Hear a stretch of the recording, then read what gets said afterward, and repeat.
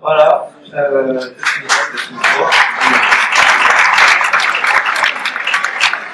bonjour à tous, je m'appelle Étienne aussi. Aujourd'hui, je vais vous parler de comment changer un produit tech recherché par les entreprises.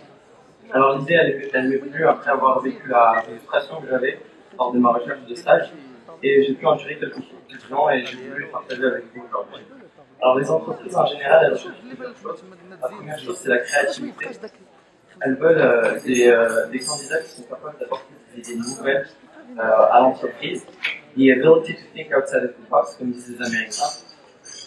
Elle veut aussi l'expertise, ou plutôt l'expérience professionnelle de manière générale.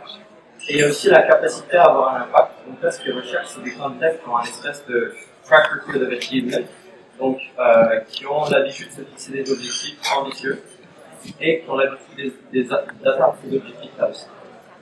Alors, une autre chose, c'est la passion pour la technologie, et là, ils veulent des compétences techniques, mais aussi une espèce des candidats qui ont une passion pour la technologie, c'est quelque chose qu'ils aiment faire et qui les motive. Enfin, la dernière chose, c'est la prise d'initiative. Donc, ils veulent des candidats qui, dans un sens ou dans l'autre, prennent les choses en main, des concepts et doers, comme on dit en anglais. Et donc, pour atteindre tous ces objectifs, il y a plusieurs choses qu'on peut faire. La première chose, c'est acquérir une expérience professionnelle. Donc, on peut rejoindre une start-up, et déjà au Maroc, il y en a de plus en plus qui se créent. On peut aussi aider un professeur qui fait déjà de la recherche dans un domaine qui vous aide. Aussi, je vous conseille d'essayer de trouver un tuteur, donc quelqu'un qui est plus avec vous, qui est dans le même domaine, et que vous pouvez solliciter en cas de conseil, parce que c'est vraiment super utile et j'en profite pour remercier mon tuteur. Enfin, pour développer un track record of achievement, donc il faut juste se fixer des objectifs, prouver qu'on peut les atteindre et montrer qu'on les a atteints. Et ce succès-là, il peut être dans le domaine académique, dans le domaine sportif ou encore dans le domaine de l'emploi. Ensuite, pour devenir un techie, il faut se mettre à jour régulièrement, donc se mettre à jour en lisant TechCrunch, en lisant CNET, en utilisant les lecteurs RSS pour absorber un maximum d'informations sur ce qui se passe dans le monde tech, parce que c'est super important pendant les entretiens. Une autre chose, ce serait d'explorer toutes les nouvelles technologies, Amazon S3, EC2, juste histoire d'avoir une idée claire sur ce que c'est. Et enfin, le dernier point le plus important, ce serait de mettre de la main à la pâte.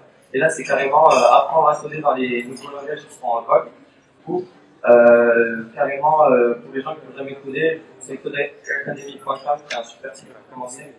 Et n'hésitez surtout pas à participer au hackathon ou au Be My App Weekend organisé par Evento. Enfin, pour prendre l'initiative, on peut monter une start-up pour mettre en œuvre une idée qu'on a déjà. Aussi créer une association, parce que c'est super important, parce qu'on développe un espèce d'esprit leadership.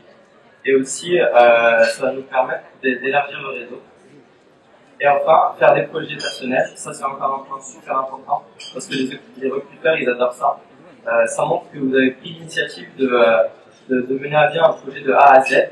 Et surtout, ils sont intéressés de voir quels sont les problèmes que vous avez rencontrés quand vous avez réalisé ce projet, comment vous avez pu les décomposer, comment vous avez pu les résoudre et enfin produire des résultats. Donc ensuite, pour se faire remarquer, vous pouvez postuler en ligne. Alors, il y a un peu les sites web, c'est un peu les applications en ligne, c'est un peu le pouvoir des entreprises, parce qu'il y a énormément de candidats et très peu arrivent à décrocher un entretien. Donc un autre moyen, ce serait de se construire carrément une présence web. Et cette présence web, elle va permettre de se spécifier, puisque c'est plus qu'un CV. Vous pouvez détailler un peu plus sur votre vie, sur vos études. Ça va mettre en avant vos compétences de communication, ça va vous montrer une passion pour la technologie. Et au final, ça va vous montrer aussi accessible à tous les recruteurs qui recrutent en ligne. Et ça peut se faire simplement via un site web, vous parlez via Twitter ou carrément via un blog, si vous avez l'habitude d'updater régulièrement. Enfin, pour se faire recommander, vous pouvez utiliser le réseau. Mais ça ne marche pas vraiment. Et une autre manière, ce serait de construire des relations avec des employés. Ça peut se faire à travers LinkedIn, à travers leur blog, en commentant dans leur blog. Et au final, vous pouvez rechercher carrément leur email, qui sont présents à peu près partout sur Internet. Donc pour les CV et les entretiens, je vous conseille ces deux sites-là, le googleresume.com et careercup.com, qui sont vraiment deux super sites pour préparer. Voilà, c'est déjà la fin de ma présentation. Merci à tous de m'avoir écouté. Et là, Merci.